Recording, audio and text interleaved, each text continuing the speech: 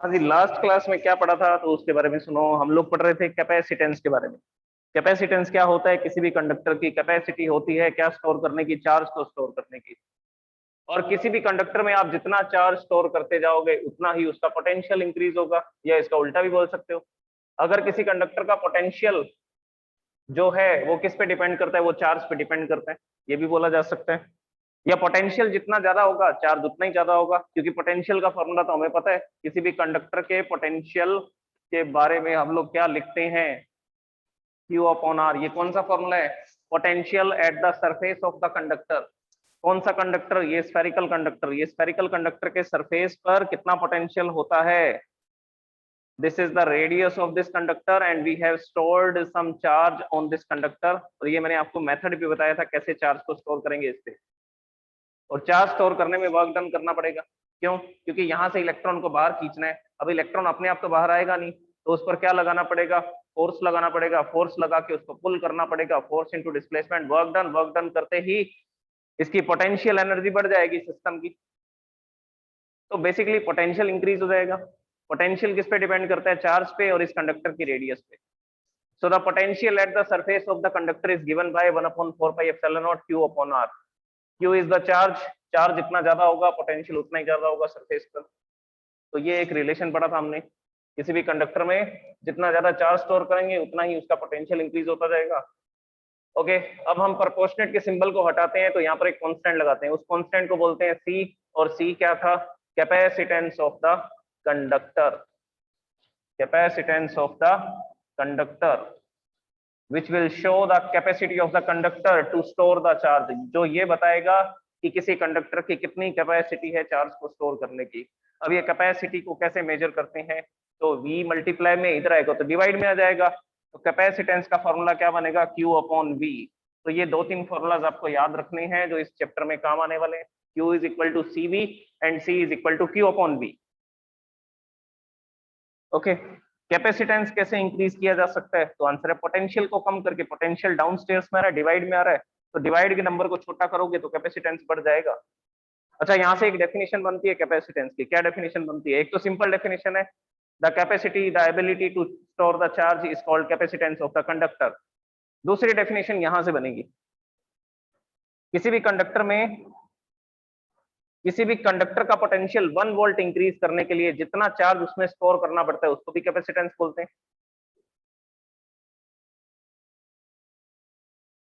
the quantity of charge stored the quantity of charge stored in conductor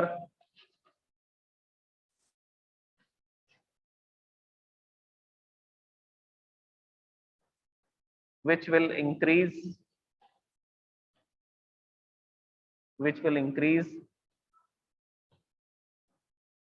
the potential of conductor by 1 volt। the potential of conductor by 1 volt। ये कह रहा है कि conductor में इतना charge store कर दो कि उसका पोटेंशियल 1 वोल्ट इंक्रीज हो जाए, तब हम बोलेंगे कि वही उसका कैपेसिटेंस है। एग्जांपल क्या? एग्जांपल सुनिए। जैसे कि ये कंडक्टर है हमारे पास और इसमें पहले जितना भी पोटेंशियल था हमें नहीं पता, और पहले जितना भी चार्ज था हमें नहीं पता। पहले इसमें चार्ज था Q और इसका पोटेंशियल था V। तो मैंने इसमें 1 कूलम का चार्ज और स्टोर कर दिया। पहले Q चार्ज था तो Q प्लस 1 कर दिया, तो 1 कूलम चार्ज और इसके अंदर स्टोर कर दिया। Just wait.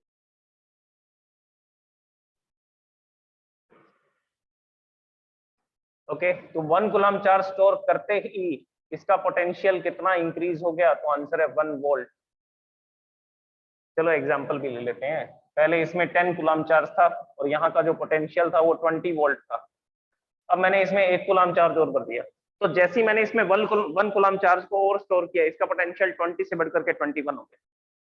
तो जितना चार्ज स्टोर करने पर कंडक्टर का पोटेंशियल 1 वोल्ट इंक्रीज हो जाता है, उसी चार्ज की कैपेसिटी को क्या बोला जाता है? Capacitance of the conductor. Unit क्या बनेगी? यूनिट बनेगी जी, चार्ज को मेजर करते हैं कूलम में, वोल्टेज को पोटेंशियल को मेजर करते हैं वोल्ट में, coulomb per volt. Coulomb per volt का नाम क्या रखा गया है? कूलम पर वोल्ट का नाम रखा गया है फैरेड। फैरेड को लिखा जाता है कैपिटल F से। सो this is the unit of the capacitance. ये कैपेसिटेंस की यूनिट है। इसके बाद में और क्या डिस्कस किया था सुनो। और मैंने आपको बताया था कि एक स्फेरिकल कंडक्टर के कैपेसिटेंस को कैसे कैलकुलेट कर सकते हैं, और हमने डिस्कस किया था कि 1 फेरेड कैपेसिटेंस क्या होता है। 1 फेरेड कैपेसिटेंस का मतलब है 1 कूलम 1 वोल्ट। अगर किसी कंडक्टर में 1 कूलम चार्ज स्टोर करने पर उसका पोटेंशियल 1 वोल्ट इंक्रीज हो जाता है, तो हम बोलेंगे कि उस कंडक्टर की कैपेसिटी कितनी है, 1 फेरेड। उस कंडक्टर की कैपेसिटी कितनी है, 1 फेरेड। 1 फेरेड कैपेसिटी बहुत ज्यादा है। इतनी कैपेसिटी अगर हम अर्थ के साइज का कंडक्टर में लेते हैं ना, तो उसकी भी नहीं होती है। और अर्थ के साइज के कंडक्टर की कैपेसिटी कैसे कैलकुलेट करेंगे, तो उसके लिए पहले फॉर्मूला बनाना पड़ेगा। क्या फॉर्मूला बनाया था, मैंने आपको बताया था कि ये रेडियस है कंडक्टर की, और ये जो कंडक्टर है इसमें कितना चार्ज है, इसमें क्यू चार्ज है, इसका पोटेंशियल वी है। तो कुछ हमने कैलकुलेशंस की थी, उस कैलकुलेशन के बेसिस पर हमने रिजल्ट निकाला था 4 pi epsilon naught R. So this is the capacitance of the spherical conductor. अगर एक आइसोलेटेड कंडक्टर है, सिर्फ एक ही कंडक्टर की बात कर रहा हूं मैं, सिंगल कंडक्टर है, आइसोलेटेड कंडक्टर है, तो उसका कैपेसिटेंस ऐसे कैलकुलेट किया जा सकता है। कैसा होना चाहिए, स्फेरिकल होना चाहिए। स्फेरिकल के लिए ये फॉर्मूला है, रेडियस। ओके, अब इसके बेसिस पे हमने कुछ न्यूमेरिकल्स किए थे। एक फॉर्मूला और बताया था मैंने इसका। क्या फॉर्मूला बताया था, अगर मैं इस कंडक्टर के चारों तरफ मैं कोई मीडियम ले आऊं, तो ये हमने इसके चारों तरफ कोई मीडियम भर दिया जिसका dielectric constant epsilon R है, तो इस कंडक्टर की कैपेसिटी और बढ़ जाएगी। कितनी बढ़ जाएगी, तो आंसर है 4 pi epsilon naught epsilon R into capital R. So this will be the capacitance. तो डाई इलेक्ट्रिक कॉन्स्टेंट की जो भी वैल्यू होगी, उतने टाइम्स कैपेसिटी इसकी इंक्रीज हो जाएगी। तो एक कैपेसिटेंस का हमने ये फॉर्मूला पढ़ा था। और कहानी सुनो, डाइलेक्ट्रिक कांस्टेंट को एप्सिलॉन आर से भी लिख सकते हो, और इसको कैपिटल के से भी लिखा जा सकता है। आप इसको रिलेटिव परमिटिविटी बोलते थे फर्स्ट चैप्टर में, और इसकी कैलकुलेशन कैसे करते थे फर्स्ट चैप्टर में, force in the free space, force in the medium, electric field in the free space, electric field in the medium is called dielectric constant. लेकिन इसमें थोड़ा उल्टा है, इसमें आएगा capacitance in the medium and capacitance in the free space. इसमें अलग ratio आएगा, अपोजिट रेशो आएगा इसमें। और ये जो रेशो है, इसी रेशो को क्या बोला जाता है, इसी रेशो को बोला जाता है dielectric constant epsilon R. और रिलेटिव परमिटिविटी, इसको कैपिटल के से भी लिख सकते हैं, कुछ बुक्स में इसको के से भी लिखा जाता है। ओके, तो ये तीन तरीके थे कैपेसिटेंस, तीन तरीके थे डाई इलेक्ट्रिक कांस्टेंट को कैलकुलेट करने के। और मैंने आपको 2-3 न्यूमेरिकल्स भी कराए थे। अब नेक्स्ट न्यूमेरिकल की बात करते हैं, क्या है। तो आते हैं जी नेक्स्ट न्यूमेरिकल पे। वो नेक्स्ट न्यूमेरिकल है, if the capacitance of A spherical conductor in air. नहीं, ये तो आसान है, इसको नहीं करेंगे, कोई और देखते हैं। Two spherical conductors of different radii. चलिए न्यूमेरिकल लिखता हूं पहले मैं, फिर हम लोग इसके सॉल्यूशन को लिखते हैं। तो हमने ये फॉर्मूलाज को डिस्कस किया था। अब लास्ट लेक्चर में जो जो प्रेजेंट नहीं थे, वो एक तो लास्ट वीडियो को देख लेना, उसमें आपको ये सारे फॉर्मूलाज, ये सारे डेफिनेशंस का प्रॉपर डिस्क्रिप्शन मिल जाएगा।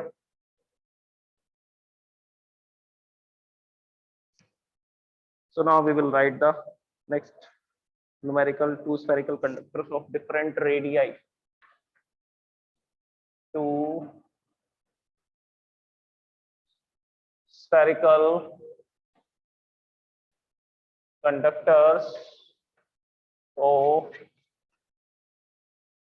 different radii.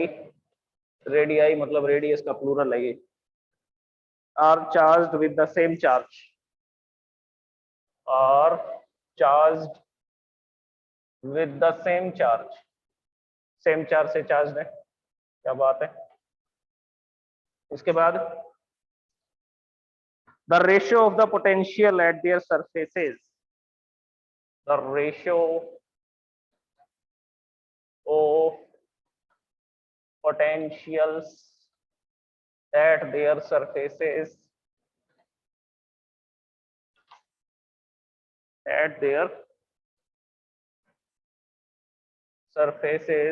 is 1:2. Is 1:2. What would be the ratio of their capacitance? What would be the ratio of their capacitance. Okay जी, इसको कैलकुलेट करके बताते हैं अभी आपको।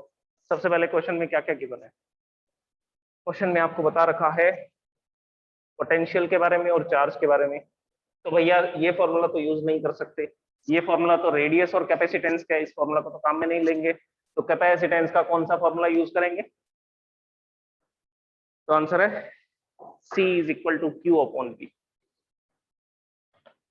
कैपेसिटेंस का रेशियो पूछा है इससे। ये बोल रहा है कि दो कंडक्टर हैं जिनकी रेडियस डिफरेंट है। तो ये पहला कंडक्टर है और इसकी रेडियस कुछ भी मान लेते हैं, चलो R1 है। ये सेकंड कंडक्टर है, इसकी रेडियस है R2, लेकिन दोनों पे चार्ज सेम। ये भाई साहब भी प्लस Q चार्ज को स्टोर करके बैठे हैं और ये दूसरे भाई साहब भी कितने चार्ज को स्टोर करके बैठे हैं? ये भी प्लस Q चार्ज को स्टोर करके बैठे हैं।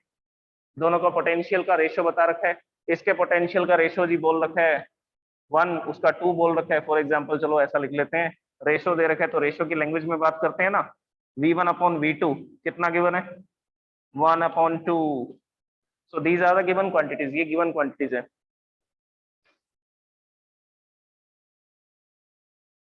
ओके, इसके बाद में अब कहानी आती है इसकी कैपेसिटेंस की। कैपेसिटेंस बाबू कहते हैं कि मेरा फॉर्मूला होता है Q अपॉन V।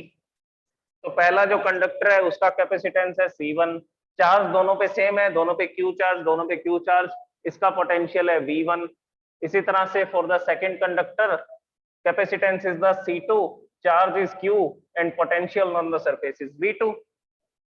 अब क्या करें? तो आंसर है इन दोनों को डिवाइड कर दो। C1 divide by C2 is equal to Q upon V1 divide by Q upon V2।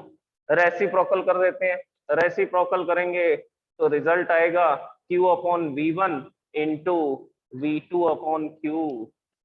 Q से Q कैंसिल। अब जी रेशियो आ रहा है V2 अपॉन V1, यहाँ पर V2 अपॉन V1 की वैल्यू पुट करनी है, लेकिन हमारे पास तो V1 अपॉन V2 की वैल्यू है। तो भैया इसका रेसिप्रोकल कर दो ना, 2 अपॉन 1 आ जाएगा। तो V1 अपॉन V2 की जगह V2 अपॉन V1 लिखना है तो क्या लिखेंगे? C2 upon C1, 2 upon 1। So this is the answer. C2, एक मिनट, ये C1 अपॉन C2 था, इसको क्यों हमने गड़बड़ कर दिया? ये C1 जी, ये C2। तो C1 अपॉन C2 का रेशियो क्या आ रहा है? 2:1। So here we will write C1 ratio C2 is equal to 2:1। तो सीधी सी बात क्या याद रखनी है? जिसका पोटेंशियल ज्यादा होगा, जिस सरफेस पर पोटेंशियल ज्यादा होगा उसका कैपेसिटेंस कम होगा।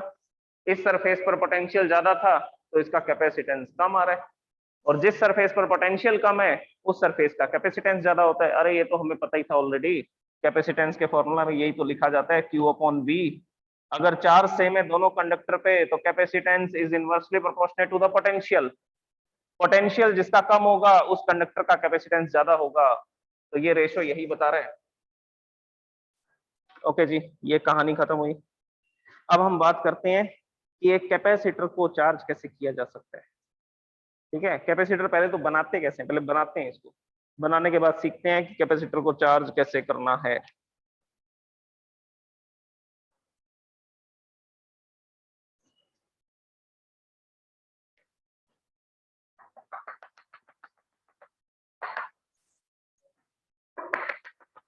कैपेसिटर को चार्ज करने के लिए वर्क डन करना पड़ेगा। वो वर्क डन कौन करेगा? बैटरी करेगी, एक्सटर्नल सोर्स करेगा। हम जो सोर्स लगाएंगे सर्किट में, बैटरी लगाएंगे, सेल लगाएंगे, तो वही वर्क डन करेंगे, और उसी वर्क डन के कारण कैपेसिटर चार्ज होगा और कुछ एनर्जी को स्टोर करेगा अपने अंदर। So now we will write the definition of capacitor. Next topic है कैपेसिटर के बारे में बात करते हैं।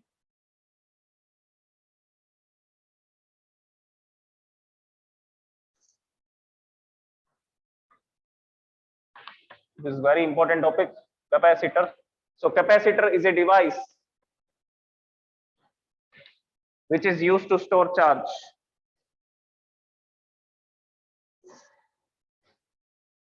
Which is used to store charge, ये तो हम जानते हैं। It is a device whose potential will be decreased or increased, we can write इस टाइप की डेफिनेशन लिखते हैं हम पोटेंशियल की टर्म्स में। A device in which capacitance of conductor in which capacitance is increased by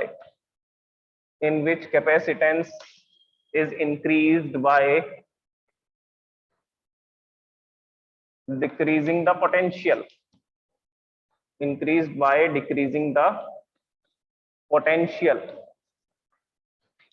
without changing, ये सबसे important बात है इसमें, without changing its shape or size, without changing the size of conductor, तो इसको कैपेसिटर बोलते हैं। देखिए सबसे पहली बात, ये हमारे पास एक कंडक्टर था, अभी मैंने आपको बताया स्फेरिकल कंडक्टर जो होता है उसमें हम लोग कुछ चार्ज स्टोर करते हैं और वो चार्ज इसके सरफेस पर रहता है और इसके कैपेसिटेंस को किससे लिखा जाता है 1/4 pi epsilon 4 pi epsilon naught R से इसको लिखा जाता है। तो बेसिकली ये तो कांस्टेंट है 4 पाई एप्सिलॉन नॉट। कैपेसिटेंस किस पे डिपेंड करता है? कैपेसिटेंस तो इसकी रेडियस पे डिपेंड करता है। और हमने जो एक बार कंडक्टर बना दिया मेटल का, उसकी रेडियस नहीं बदलेगी। आपने मेटल की एक बॉल बना दी, उसकी रेडियस अपने आप इंक्रीज नहीं होगी, अपने आप डिक्रीज नहीं होगी, वो अपनी शेप को मेंटेन करेगा because they are rigid body. Solid bodies है, रिजिड बॉडी है, वो तो शेप को मेंटेन करेगा। तो साइज को चेंज करना प्रैक्टिकल बात नहीं है। हम कंडक्टर की रेडियस को इंक्रीज नहीं कर सकते। अगर रेडियस को इंक्रीज नहीं कर सकते तो कैपेसिटेंस भी नहीं बढ़ेगा, कैपेसिटेंस कांस्टेंट रहेगा। लेकिन एक तरीका है कैपेसिटेंस को बढ़ाने का। कैपेसिटेंस को बढ़ाने का तरीका है ये, पोटेंशियल को कम कर दो। सरफेस पर जो पोटेंशियल है उस पोटेंशियल को कम कर दो। जैसे ही पोटेंशियल को कम करोगे आप इसके अंदर और चार्ज स्टोर कर सकते हो, इसकी कैपेसिटी को और इंक्रीज कर सकते हो। तो बेसिकली कैपेसिटर के प्रिंसिपल में आपको क्या याद रखना है, ये एक डिवाइस होगी जिसमें क्या होगी, जिसके कैपेसिटेंस को हम इंक्रीज कर सकते हैं। क्या डिक्रीज करके? तो आंसर है पोटेंशियल को डिक्रीज करके। और क्या चेंज नहीं करना? Without changing the size of the conductor. Conductor के साइज को चेंज नहीं करना है। बिना साइज को चेंज किए हम उसकी कैपेसिटी को इंक्रीज करेंगे। कैसे? उसके पोटेंशियल को डिक्रीज करके। तो कंडक्टर के पोटेंशियल को कम करके उसकी कैपेसिटी को बढ़ाया जा सकता है। कंडक्टर के पोटेंशियल को कम करके उसकी कैपेसिटी को इंक्रीज किया जा सकता है। And this is the principle of capacitance. ये कैपेसिटर का प्रिंसिपल है। आप इसको डेफिनेशन बोलो या आप इसको इसका प्रिंसिपल बोलो, ये इस सिद्धांत पे काम करता है, इस प्रिंसिपल पे काम करता है। Okay, so this is the capacitor. अब भैया बात आती है कि कैपेसिटर कैसे बनाएं। तो कई तरीके के होते हैं कैपेसिटर, और सारे कैपेसिटर में क्या कॉमन बातें होती हैं उनके बारे में डिस्कस करते हैं। तो पहले तो कैपेसिटी को इंक्रीज करते हैं पोटेंशियल को कम करके। उसके क्या क्या स्टेप्स हैं, उन स्टेप्स के बारे में सीखते हैं। How to make a capacitor. Capacitor बनाने के लिए हम लोग क्या करेंगे, एक मेटल की प्लेट लेते हैं। कोई भी कंडक्टर ले सकते हैं आप, ऐसी प्लेट भी ले सकते हो और रेक्टेंगुलर प्लेट भी ले सकते हो। मैं आपको साइड व्यू डायग्राम दिखा रहा हूँ। ये मैंने एक प्लेट यहाँ पे लगा दी और ये इसका साइड व्यू डायग्राम है। मैंने इसको पॉजिटिवली चार्ज किया। कैसे चार्ज किया पॉजिटिवली? तो आंसर है, मैंने यहाँ पर इसके साथ एक हाई वोल्टेज का सोर्स जोड़ दिया, हाई टेंशन लाइन जोड़ दी और हाई टेंशन लाइन का पॉजिटिव टर्मिनल यहाँ कनेक्टेड है, दूसरे टर्मिनल को ग्राउंड कर दिया हमने। क्या होगा, ये पॉजिटिव टर्मिनल यहाँ के सारे इलेक्ट्रॉन्स को खींचना शुरू कर देगा। यहाँ के इलेक्ट्रॉन फिर इस तरफ जाने शुरू हो जाएंगे, ये इलेक्ट्रॉन इधर भागेंगे, तो यहाँ पर इलेक्ट्रॉन्स की डेफिशिएंसी हो जाएगी। तो ये जो प्लेट है, इस प्लेट का नाम दे देते हैं ए। तो ए प्लेट पर इलेक्ट्रॉन की डेफिशिएंसी हो चुकी है। अगर डेफिशिएंसी हो चुकी है तो ये कैसा चार्ज होती जा रही है, ये तो पॉजिटिवली चार्ज होती जा रही है। ठीक है भाई, होगी पॉजिटिवली चार्ज, मान लिया हमने। अब पॉजिटिवली चार्ज तो हो गई, अब इसका कुछ कैपेसिटेंस भी आएगा। अगर पॉजिटिवली चार्ज हो चुकी है तो कुछ ना कुछ कैपेसिटेंस भी आएगा। तो यहाँ पर हमने किसी भी तरीके से इसको पॉजिटिवली चार्ज किया और मैक्सिमम इसमें जितना चार्ज स्टोर हो सकता था वो हमने कर दिया। इससे ज्यादा चार्ज इसमें स्टोर नहीं हो पा रहा। उसका कारण क्या है? उसका कारण भी मैं आपको एक्सप्लेन करता हूँ। ये मैंने आपको एक्सप्लेन किया था चार्ज लीकेज में। हमने पढ़ा था किसके बारे में? चार्ज लीकेज के बारे में। चार्ज लीकेज क्या होती है इसके बारे में। जैसे कि ये कंडक्टर है हमारे पास और इसमें मैंने कुछ चार्ज को स्टोर किया। मैंने बोला कि इसमें जो चार्ज हम स्टोर करते हैं वो कैपेसिटी 1 कूलम है। 1 कूलम से ज्यादा चार्ज आप इस कंडक्टर में स्टोर नहीं कर सकते हैं। क्यों नहीं कर सकते हैं? उसका कारण सुनिए।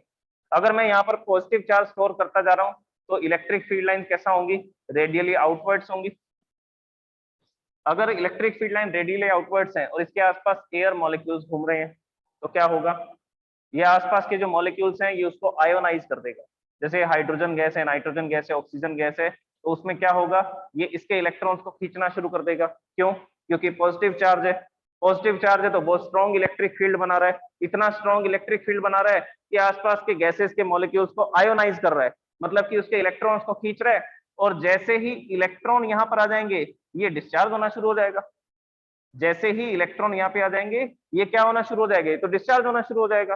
तो इसका पॉजिटिव चार्ज कम होता जा रहा है। वो पॉजिटिव चार्ज कहाँ गया, तो आंसर है यहाँ पर गैसेस के अंदर ये H+ आयन बन गए, O+ आयन बन गए, क्योंकि इसके इलेक्ट्रॉन कहाँ जा चुके हैं, इनके इलेक्ट्रॉन जा चुके हैं इस कंडक्टर में। तो पॉजिटिव चार्ज यहाँ से एयर में आ चुके हैं, तो यही तो चार्ज लीकेज है कि यहाँ का चार्ज कहाँ जाना शुरू हो गया, एयर में जाना स्टार्ट हो गया। सो this is the charge leakage. तो कंडक्टर की एक कैपेसिटी होती है चार्ज को स्टोर करने की, उसके बाद वो उसको स्टोर नहीं कर पा रहा है, वो चार्ज कहाँ जाना शुरू हो जाता है, आसपास की सराउंडिंग में जाना स्टार्ट हो जाता है। क्लाउड्स के साथ भी यही होता है, क्लाउड की भी कुछ कैपेसिटी होती है चार्ज को स्टोर करने की, और वो चार्ज इतना ज्यादा बढ़ जाता है कि वो अर्थ के सरफेस पर क्या करता है, पॉजिटिव चार्ज को इंड्यूस करता है, और इतना ज्यादा इंडक्शन होता है कि यहाँ पर पोटेंशियल डिफरेंस क्रिएट हो जाता है कुछ 10 लाख वोल्ट का। 10 लाख वोल्ट के पोटेंशियल डिफरेंस के कारण ये इलेक्ट्रॉन नीचे की तरफ अट्रैक्शन फोर्स एक्सपीरियंस करते हैं और लाइटनिंग होती है। दिस इज द लाइटनिंग, ये भी मैंने आपको एक्सप्लेन किया था। तो ये सारा फिनोमेना चार्ज लीकेज का ही है। चार्ज को स्टोर करने की कुछ कैपेसिटी है, आसपास की सराउंडिंग में फिर चार्ज लीकेज होनी शुरू हो जाती है और जो गैस है वो आयोनाइज्ड हो जाती है।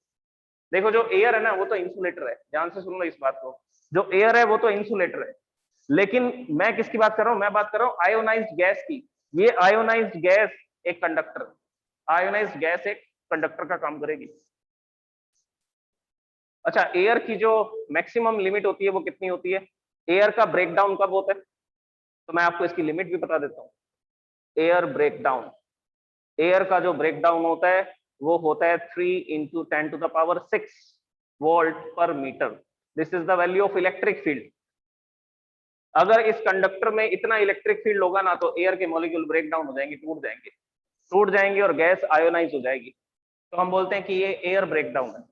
तो मैंने जब इसमें 1 कूलम चार्ज स्टोर किया था ना तो ये इतना इलेक्ट्रिक फील्ड प्रोड्यूस कर रहा था, और इतना स्ट्रॉन्ग इलेक्ट्रिक फील्ड आसपास के एयर के मॉलिक्यूल से इलेक्ट्रॉन को खींचना शुरू कर देता है, और इलेक्ट्रॉन जैसे ही आते हैं ये बॉडी कैसा होनी शुरू हो जाती है, इसमें चार्ज कम हो जाता है, ये डिस्चार्ज होनी शुरू हो जाती है, तो इसका चार्ज एयर में चला गया। This is the charge leakage, ये चार्ज लीकेज है। तो भैया इस कंडक्टर के साथ भी ऐसा होगा, इस कंडक्टर की भी कुछ कैपेसिटी है चार्ज को स्टोर करने की, ठीक है, मान लिया हमने होगी कुछ कैपेसिटी। और वो कैपेसिटी फॉर एग्जांपल मैं लिखता हूं कि 1 कूलम है, 1 कूलम चार्ज स्टोर करते हैं, और यहाँ का जो पोटेंशियल है फॉर एग्जांपल 10 वोल्ट पोटेंशियल है इस सरफेस का, इसके कारण यहाँ पर पॉजिटिव चार्ज स्टोर है। अब क्या होगा, अब मेरे को इसकी कैपेसिटी को बढ़ाना है, मैक्सिमम इतना चार्ज स्टोर कर सकता हूँ मैं इसमें, इससे ज्यादा चार्ज स्टोर नहीं कर पा रहा, तो कैसे बढ़ाएंगे इसकी कैपेसिटी को, तो मैं इसके सामने एक मेटल की प्लेट और रख देता हूँ। ये एक मेटल की प्लेट तो हमने रखी हुई थी जो चार्ज कर रखी है, और एक मेटल की प्लेट रखी जो अनचार्ज है। So second plate is अनचार्ज। अगर ये अनचार्ज प्लेट है तो यहाँ पर इंडक्शन होगा, ये पॉजिटिव चार्ज सामने वाली प्लेट के नेगेटिव चार्ज को अट्रैक्ट करेगा और पॉजिटिव चार्ज को रिपेल करेगा, तो दूसरी तरफ पॉजिटिव चार्ज होगा, इस तरफ नेगेटिव चार्ज होगा। अब सुनो, ये नेगेटिव चार्ज यहाँ पर पॉजिटिव पोटेंशियल बनाएगा या नेगेटिव पोटेंशियल बनाएगा, तो आंसर है नेगेटिव पोटेंशियल। ये माइनस चार्ज ने यहाँ पर पोटेंशियल क्रिएट किया कितना, -2 वोल्ट का। ये पॉजिटिव चार्ज ने यहाँ पर पॉजिटिव पोटेंशियल क्रिएट किया कितना, 1 वोल्ट का। ये ज्यादा पोटेंशियल क्रिएट कर रहा है, ये कम पोटेंशियल क्रिएट कर रहा है, क्यों, क्योंकि डिस्टेंस का चेंज हो गया ना। देखो इस चार्ज से इसकी डिस्टेंस कम है, इस चार्ज से इस प्लेट की डिस्टेंस ज्यादा है, तो डिस्टेंस ज्यादा है तो इसके कारण कम पोटेंशियल बनेगा। तो negative plate, not negative plate, negative charge, ये अनचार्ज प्लेट थी, इंडक्शन के कारण इस पर प्लस आया, यहाँ के पॉजिटिव चार्ज ने इसके इलेक्ट्रॉन को अट्रैक्ट किया, तो नेगेटिव चार्ज इस तरफ आ गया और पॉजिटिव चार्ज इसके बैक एंड पे चला गया। अब ये नेगेटिव चार्ज यहाँ पे नेगेटिव पोटेंशियल बना रहा है, ये पॉजिटिव चार्ज यहाँ पे पॉजिटिव पोटेंशियल बना रहा है। नेट पोटेंशियल बताओगे कितना आएगा, पहले 10 वोल्ट था, 10 वोल्ट इसकी मैक्सिमम लिमिट थी, इससे ज्यादा पोटेंशियल इंक्रीज नहीं हो रहा था, इससे ज्यादा चार्ज इसमें स्टोर नहीं हो रहा था। 10 माइनस 2 8, 8 प्लस 1 9। अब भैया देखो चेंज हो गया ना, पहले कंडक्टर का पोटेंशियल था 10 वोल्ट, अब हमने क्या किया, सामने एक प्लेट रखी जिससे कंडक्टर का पोटेंशियल कितना हो गया 9 वोल्ट। ये फर्स्ट केस है, ये सेकंड केस है, ध्यान से सुनते जाओ। अब इस कंडक्टर का पोटेंशियल कितना है, जब मैंने इसके सामने ये प्लेट लगा दी तो 9 वोल्ट पोटेंशियल है।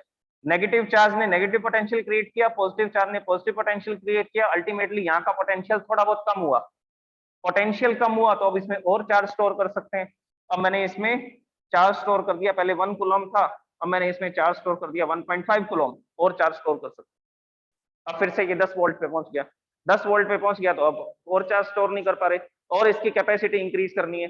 और कैपेसिटी कैसे इंक्रीज करें, तो आंसर है कि इस प्लेट को अर्थ कर दीजिए। So we are, this plate is earth, तो इसको हमने अर्थ कर दिया, अर्थिंग कर दी। अर्थिंग करने से क्या होगा, यहाँ से इलेक्ट्रॉन आएंगे, भाग करके आएंगे, और ये जो पॉजिटिव चार्ज है इसको क्या कर देंगे, इसको डिस्चार्ज कर देंगे, इसको डिस्चार्ज कर देंगे। तो नेट पोटेंशियल बताओगे। अब जब ये प्लेट नहीं थी सामने तब पोटेंशियल था 10 वोल्ट, नेगेटिव चार्ज यहाँ पे पोटेंशियल क्रिएट करता है कितना, -2 वोल्ट का, पॉजिटिव चार्ज हमने हटा ही दिया, डिसअपियर कर दिया, यहाँ से डिस्चार्ज कर दिया, इसको खत्म ही कर दिया क्योंकि अर्थ कर दिया, यहाँ से इलेक्ट्रॉन आए और इस पॉजिटिव चार्ज को डिस्चार्ज कर दिया। नेट चार्ज, ये नेट पोटेंशियल कितना आएगा, नेट पोटेंशियल हो गया 8 वोल्ट। अब तीसरे केस में जब हमने सामने वाली प्लेट को, इसमें एक ही प्लेट थी, इसमें इसके सामने दूसरी प्लेट रखी हमने, तब ये पोटेंशियल हो गया। तीसरे केस में प्लेट भी रखी और प्लेट को अर्थ भी कर दिया हमने, तो इस केस में फर्स्ट प्लेट पर कितना पोटेंशियल है, 8 वोल्ट का। पोटेंशियल और कम हुआ क्या, तो अकेली प्लेट है तो 10 वोल्ट पोटेंशियल है, सामने प्लेट रख दी अनचार्ज प्लेट तो 9 वोल्ट पोटेंशियल है, और सामने वाली प्लेट को अर्थ कर दिया तो 8 वोल्ट पोटेंशियल है। तो कैपेसिटर की डेफिनेशन को सेटिस्फाई किया ना हमने, क्या कम किया, इस प्लेट का पोटेंशियल कम किया। अभी लास्ट केस में, थर्ड केस में इसका पोटेंशियल 8 वोल्ट है, अगर 8 वोल्ट पोटेंशियल है तो हम इसमें और चार्ज स्टोर कर सकते हैं। तो इस रूल को हम ओबे कर रहे हैं, इस रूल को हम फॉलो कर रहे हैं, पोटेंशियल को डिक्रीज करके कैपेसिटेंस को इंक्रीज कर रहे हैं। तो पोटेंशियल को डिक्रीज करते जा रहे हैं, कैपेसिटेंस को इंक्रीज करते जा रहे हैं, and this arrangement is called parallel plate capacitor. ये जो अरेंजमेंट है इसको पैरेलल प्लेट कैपेसिटर बोलते हैं। और स्फेरिकल कैपेसिटर में भी इसी तरह के अरेंजमेंट होंगे, 2 प्लेट्स चाहिए होंगी, स्फेरिकल होंगी बस। इसी तरह से सिलेंड्रिकल कैपेसिटर आएगा, सब में कंसेप्ट यही रहेगा, बेसिक कंसेप्ट यही रहेगा कि सामने जो प्लेट रखेंगे उसको अर्थ कर देंगे जिससे फर्स्ट प्लेट का पोटेंशियल कम हो जाए, और पोटेंशियल के कम होते ही हम लोग क्या कर सकते हैं, कैपेसिटी को इंक्रीज कर सकते हैं, चार्ज को और ज्यादा स्टोर कर सकते हैं।